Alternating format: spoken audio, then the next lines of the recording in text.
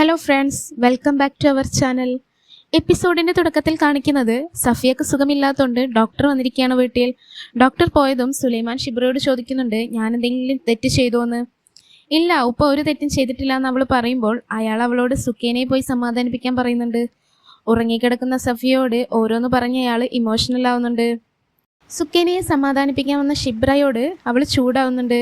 ഷിബ്ര അവൾക്ക് വേണ്ടി ഫുഡ് കൊണ്ടുവന്നിട്ട് സ്നേഹത്തോടെ അത് കഴിക്കാൻ പറയുമ്പോൾ സുക്കേനെ ചോദിക്കുന്നുണ്ട്, എന്തിനാ എന്നോട് ഇത്ര സ്നേഹം കാണിക്കുന്നതെന്ന്? നിന്നോട് പിന്നെ എനിക്ക് സ്നേഹമില്ലേ സുക്കിന്ന് അവൾ ചോദിക്കുമ്പോൾ സുക്കീന പറയുന്നുണ്ട്, ഇല്ല, നിനക്ക് ഉപ്പയോടും ഉപ്പയ്ക്ക് നിന്നോടും മാത്രമേ സ്നേഹമുള്ളൂ. എൻ്റെയും ഉമ്മാൻ്റെ ഇടയിലേക്ക് നിങ്ങൾ വരണ്ടെന്നും പറഞ്ഞ് അവൾ അവിടെ നിന്നും പോകുന്നു.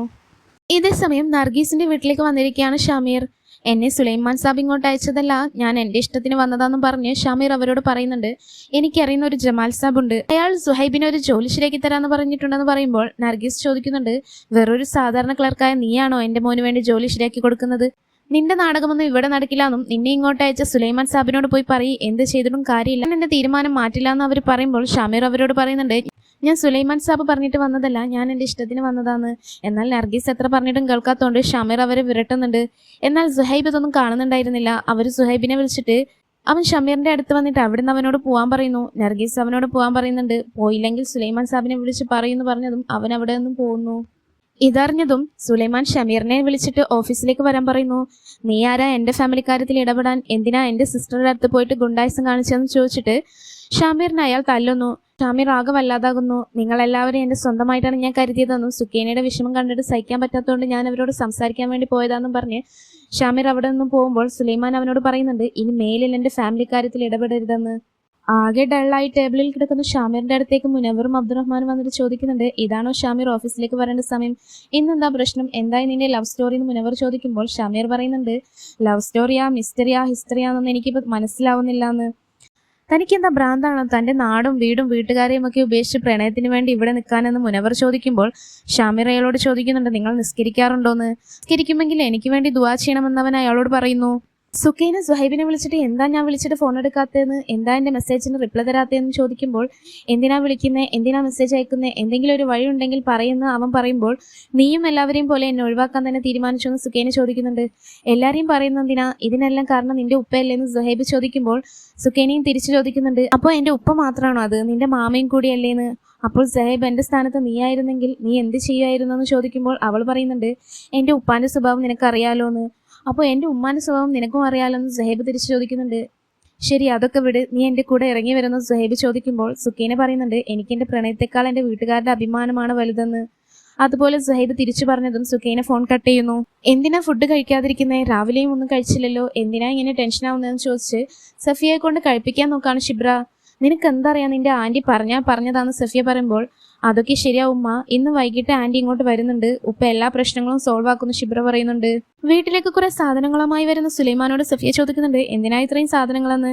ഇന്ന് നർഗീസ് വരുന്നുണ്ടല്ലോ, നിന്നോട് ഷിബ്ര പറഞ്ഞിട്ടില്ലെന്ന് അയാൾ ചോദിക്കുമ്പോൾ സഫിയ വന്നിട്ട് ഇനി എന്താകും എന്ന് ടെൻഷനിൽ ചോദിക്കുമ്പോൾ സഫിയ, നീ പേടിക്കണ്ട, അവൾ എൻ്റെ സഹോദരിയാ, എൻ്റെ രക്തം, അവൾ ഒരിക്കലും നമുക്ക് ദോഷം വരുന്നൊന്നും ചെയ്യില്ലെന്ന് അയാൾ പറയുമ്പോൾ അപ്പോൾ ഇന്നലെ ഇവിടെ നടന്നതോന്ന് സഫിയ ചോദിക്കുമ്പോൾ നീ എന്നെ വിശ്വസിക്കേ, ഇന്നെല്ലാം ശരിയാകും എന്ന് പറഞ്ഞ അയാൾ അവരെ സമാധാനിപ്പിക്കുന്നു.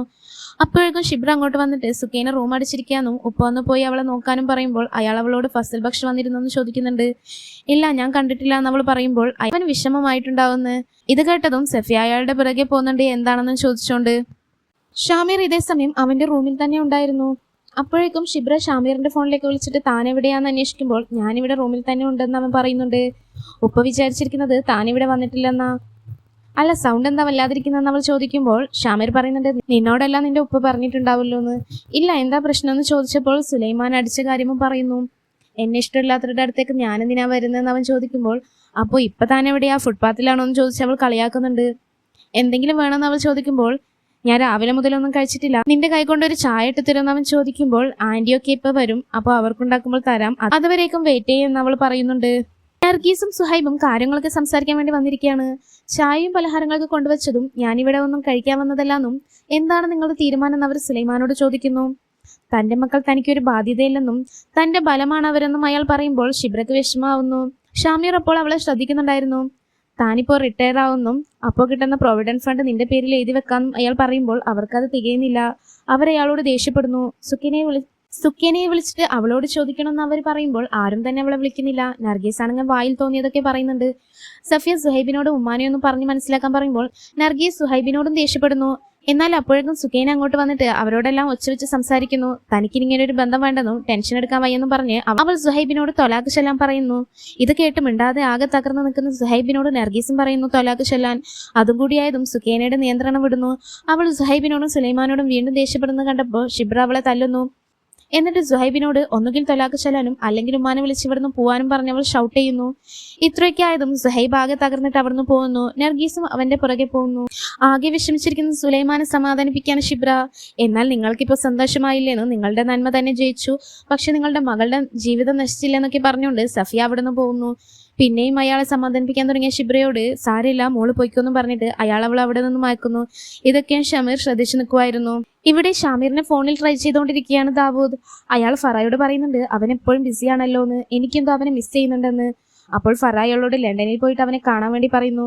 മെഹറിൻ അവന്റെ ബർത്ത്ഡേ സെലിബ്രേറ്റ് ചെയ്യാൻ വേണ്ടി അങ്ങോട്ട് പോകുന്നുണ്ടെന്നും ഹാറൂൺ മെഹറിന് വേണ്ടി ഷമീറിനെ പ്രപ്പോസ് ചെയ്തിട്ടുണ്ടെന്നും അതിനി ഷമീറിന്റെ തീരുമാനം കൂടി അറിയണമെന്നും ഫറ പറയുമ്പോൾ അവൻ എന്റെ മകനാണെന്നും ഈ കാര്യത്തിൽ അവൻ ശരിയായ തീരുമാനം എടുക്കുമെന്നും അയാൾ സന്തോഷത്തോടെ പറയുന്നു.